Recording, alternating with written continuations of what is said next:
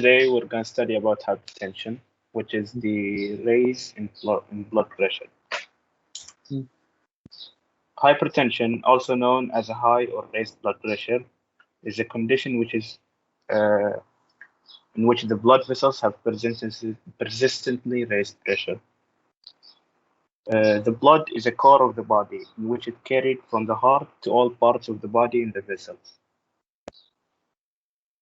Hypertension is a disease that has a huge impact on the health of communities. It is widespread in the Arabian Gulf area, Middle East region, and the whole world. Okay. So, well, first of all, I want to make sure that, because last time we took diabetes, which is when your cells can't use the glucose in your blood, which is a blood disease. This is another blood disease where the pressure is too high. I just want to make sure that you know, like, the connection that we're making. So how do you prevent this? Basically a healthy lifestyle.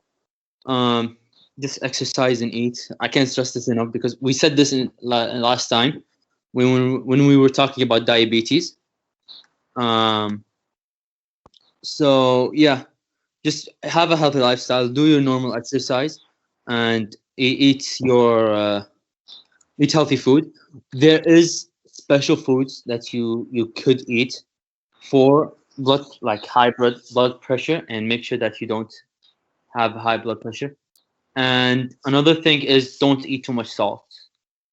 Salt is one of the main causes of high blood pressure, because you just due to the fact that salt, like, your body wants to get rid of the salt as much as possible, either through urination or sweating. And when there's too much salt, your blood has to do extra to get rid of all of it. And when that does happen, the pressure increases because it wants to get rid of it, and then your heart's overworked, and then you could go into a lot of complications. And that's what you do to control other, like, cardiovascular risk factors. Next slide. So, to calculate blood pressure, you need to keep your back straight, place your elbow on a table, sit comfortably on a chair with your feet flat on the floor, relax your wrist and hand, elevate cuff, wrist to heavy level. And you use an approved device to calculate the blood pressure. And here is a video on how to do it.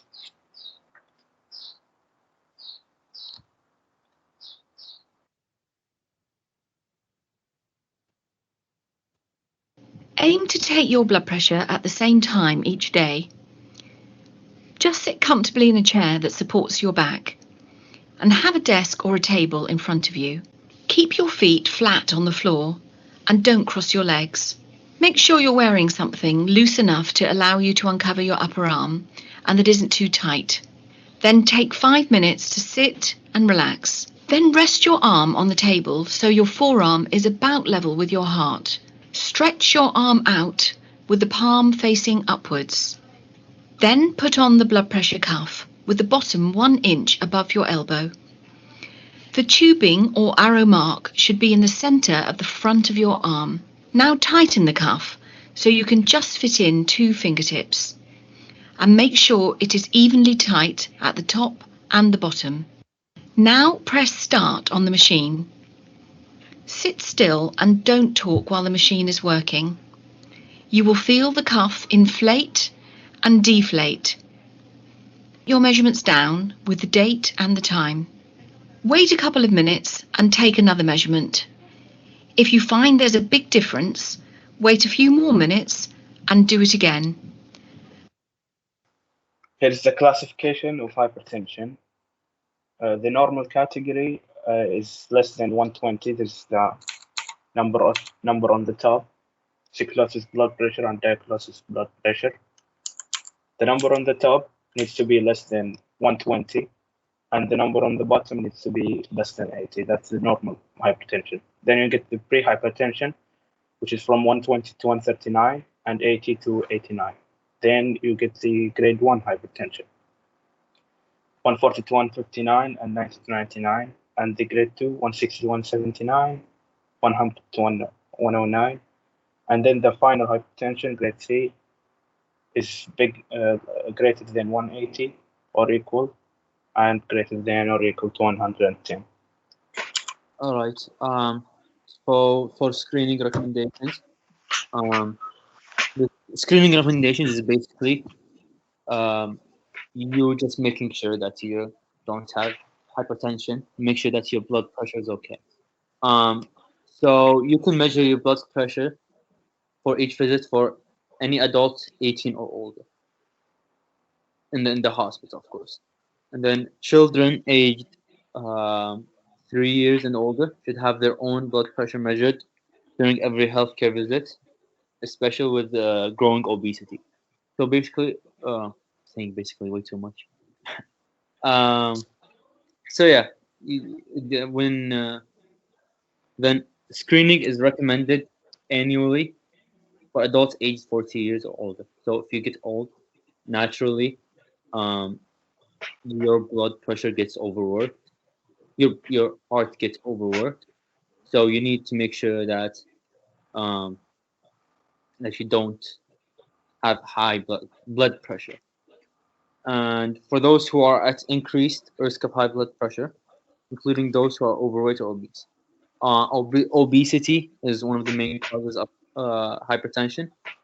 So, if any are obese or overweight, let's say, and you should check up on your your blood pressure and your glucose level, as we talked about last Thursday about diabetes. Obesity is a cause for both of these diseases. So you just make sure that you're in shape, and if you are obese, make sure that everything is okay. Okay, there are two main types of hypertension: the primary hypertension and the secondary hypertension. There is no identifiable cause for primary hypertension. It tends to develop through many years. But the secondary hypertension is a high blood pressure caused by another conditions or diseases. Uh, the main causes for secondary hypertension are renoparenchymal disease, which includes various disorders in the kidneys, renovascular disease, which is the variant of complications that affect the arteries and veins of the kidney. And there is the primary hyperaldosteronism, which refers to the excess production of the hormone aldosterone from the adrenal glands. And by the way, all these topics will be used for other days and further explanation. Cushing syndrome occurs when your body is exposed to high levels of the hormone cortisol for a long time. Pheochromocytoma, which is a rare swelling that usually starts in the cells of one of your adrenal glands. Thyroid disease is a condition in which your thyroid cannot make the rigid amount of hormones, and parathyroid glands secretes a certain hormone that regulates the exchange of calcium between the blood and the bones. When the parathyroid is overactive, too much calcium is pulled out of the bones, which is called parathyroid disease. Then the coarctation of the aorta is a birth defect in which a part of the aorta, the main artery of the body which supplies oxygenated blood in the circulatory system, is narrower than usual. Then obstructive sleep apnea is a potentially serious sleep disorder. Primary goal to reduce hypertension is to achieve maximum reduction of cardiovascular, which includes stroke and heart disease and kidney risks. 1. Reducing blood pressure to the target level. 2. Controlling all other reversible cardiovascular risks factors such as diabetes, smoking, dyslipidemia, which is an abnormal amount of lipids or fatty acids in the blood, obesity, alcohol addiction, physical inactivity, stressful life, and unhealthy diet. Okay, so let's say that you're a doctor and a patient has hypertension. The first thing that needs to happen is to change to eat and consume things that will hopefully decrease the blood pressure, which is the diet or eating plan. Um, Basically, what you need to do is have a lot of intakes of fruits and vegetables, legumes, whole grains, low fat dairy products, high DSM, moderate amounts of unprocessed meat, poultry and fish, and moderate amounts of polyunsaturated and monounsaturated fats. Basically, we will talk about the DASH diet a bit later, exactly what it contains. But in general, this diet is low in saturated and trans fats and rich in potassium, calcium, magnesium, fiber, and proteins. And another thing about the diets, you need to restrict the consuming of sodium.